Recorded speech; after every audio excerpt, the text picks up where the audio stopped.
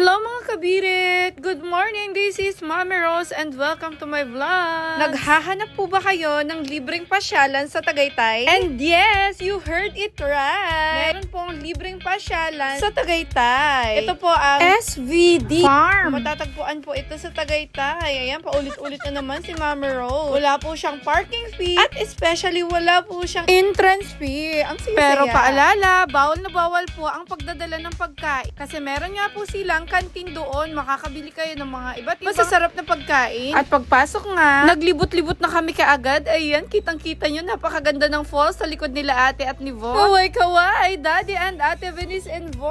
At itong mga kubo dito ay native. At sa oras na to, umaakyat na kami para matanaw ang buong kapaligiran. Alam niyo ba, mga kabirat ni Ate Venice, sobrang nakaka-relax, nakakawala ng stress. Yung naramdaman ko dito, kaya enjoy na enjoy ako, napaka-fresh ng hangin, malamig, feeling ko nasa Baguio rin ako eh. Sobrang lamig talaga. Kita nyo naman yung hangin. Ay talagang nililipad-lipad pa talaga yung hair ni ate at yung garden na nasa likod niya. Dahil ang araw na ito ay Sunday, ay mahaba-haba talaga yung oras ng pagtatambay namin dito. Dahil nakarating kami dito ng 8 AM hanggang 1 PM ng hapon. O diba, nasa 5 hours din kaming tumambay dito. Sobrang na-refresh at na-relax talaga yung aming kaisipan, yung aming emotion, yung aming katawan. Lahat na. Most recommended talaga ang lugar na to kasi talagang nakaka-relax. At bukod doon ay napakalinis din ng lugar. Kaya kung i-rate ko siya is 9/10. At tinikman namin yung special bibingka nila na may alat na itlog at napakadaming cheese sa ibabaw. At sa mga magtatanong kung magkano ang special bibingka dito ay 150 pesos bawat isa. O diba, nagustuhan ni Ate Venice ang bibingka? At sa oras na to, naghahanap na kami ng mapapwestong magandang kubo at magandang pwesto.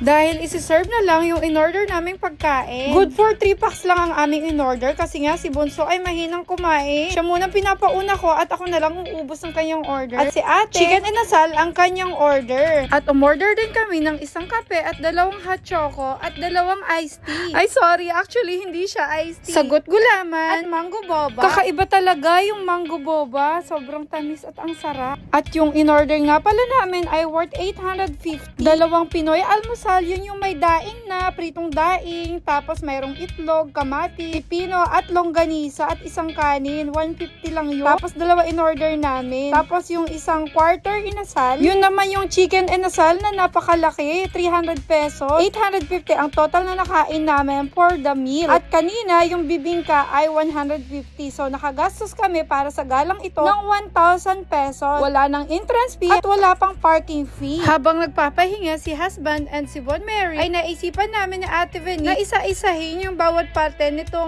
SVD Farm. At sabi niya, magmo-model-model daw siya dito sa ibabaw ng signage. Ayan, pakaway-kaway pa dito sa may Bethlehem. Pagkatapos, naglakad-lakad muna kami at nag-video nitong napakagandang kapaligiran. Kita nyo naman, oh. Talagang may maliliit na bukid talaga dito at napakalakas din ng hangin, kaya malamig yung lugar. Ngiting-ngiti talaga si Ate Venice and happy sa ginagawa naming pamamasyal na ito sa bawat sulok. Masasabi kong dinarayo nga ang lugar na ito. Siya nga pala, may katabi nga pala itong church. At pagkatapos, inikot-ikot namin yung garden nila. Ang dami nilang pananim na mga gulay. Mga katulad ng kalamansi, repolyo, kamatis, at marami pang iba. At nagbebenta din sila ng mga pananim na yan. Kita nyo naman, ay feel na feel talaga ni Ate Venice ang kapaligiran. Panay pa cute at panay pa picture kung saan-saan man sulok dito sa mga nagagandahang mga pananim. Nung naikot namin, ay dun pala sa kabilang side ay may kantin din. Bukod dun sa unang pinuntahan namin. Kaya kahit naglalakad-lakad ka at bigla kang magutom, kahit nandito ka sa left side, ay meron din palang kantin. Kasi meron din doon kantin sa right side. O, diba? Bongga talaga dito.